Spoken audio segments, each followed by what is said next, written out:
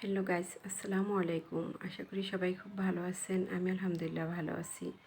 আজকে আমি আপনাদের সাথে আরেকটি নতুন ভিডিও নিয়ে চলে আসলাম। আর আজকে সকালের নাস্তার থেকে দুপুরে কী রান্না করলাম সেই ভিডিওটি আপনাদের সাথে শেয়ার করব।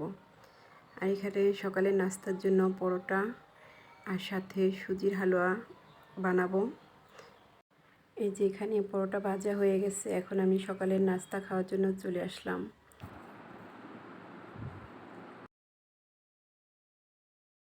সুজির হালুয়া পরোটা দিয়ে খেতে অনেক ভালো লাগে। আবার মাঝে মাঝে রুটির সাথে আলু ভাজি বানাই।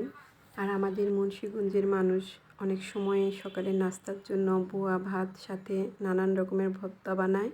আর এই ভর্তা দিয়ে বোয়া ভাতও খেতে অনেক ভালো লাগে। নাস্তার জন্য কার কী পছন্দ অবশ্যই কমেন্ট বক্সে জানাবেন। এই যে এখানে আমি সকালের নাস্তা শেষ করে রান্নাটাও কিছুটা সেরে নিলাম। আর সব সময় ভিডিও করা হয় না, এখন অনেক গরম, মাঝে মাঝে ভিডিও করি আবার মাঝে মাঝে ভিডিও করা হয় না। এই যেখানে আমি শিং মাছ আর করলা দিয়ে ঝোল রান্না করলাম। আর এই গরমের জন্য শিং মাছ করলা দিয়ে ঝোল রান্না করে খেলে অনেক ভালো লাগে। আর এখানে আমি রূপচাঁদা মাছ পেঁয়াজ আর টমেটো দিয়ে ভুনা করব। আর এই গরমে বাসায় ঠিকমতো কারেন্টও থাকে না, ঘন্টায় ঘন্টায় যাওয়া আসা করে। আইপিএস আছে দেখে বুঝতে পারি না, আর যাদের আইপিএস নেই তারা বোঝে গরমে কত কষ্ট। আর আমরা তো সিলিন্ডার গ্যাস ব্যবহার করি, আর গ্যাস সিলিন্ডারের দামও অনেক বেড়ে গেছে। আর বাংলাদেশে তো সব তেল গ্যাস সব জিনিসের দামই অনেক বেড়ে গেছে।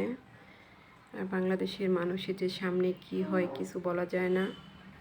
আমরা আল্লাহর কাছে দোয়া করি আল্লাহর জন্য আমাদের সবাইকে হেফাজত রাখে।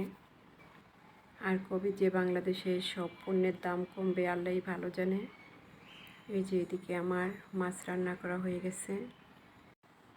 রূপচাঁদা মাছ পেঁয়াজ আর টমেটো দিয়ে রান্না করে নিলাম। রান্নাটা কেমন হলো অবশ্যই কমেন্ট বক্সে জানাবেন।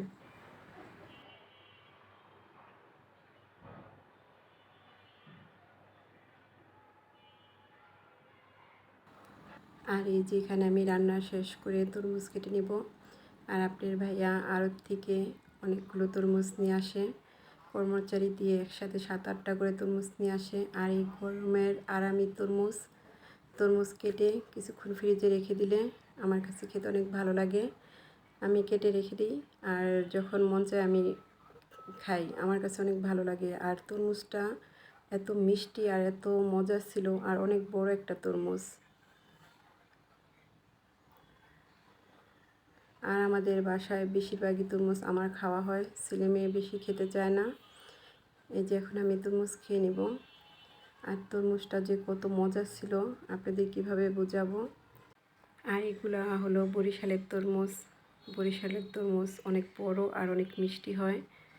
এক একটার ওজন 20 কেজি 22 কেজি 25 কেজি এর বেশিও হয়। আপনার ভাইয়া তো আমাদের জন্য বড় বড় তরমুজ নিয়ে আসছে।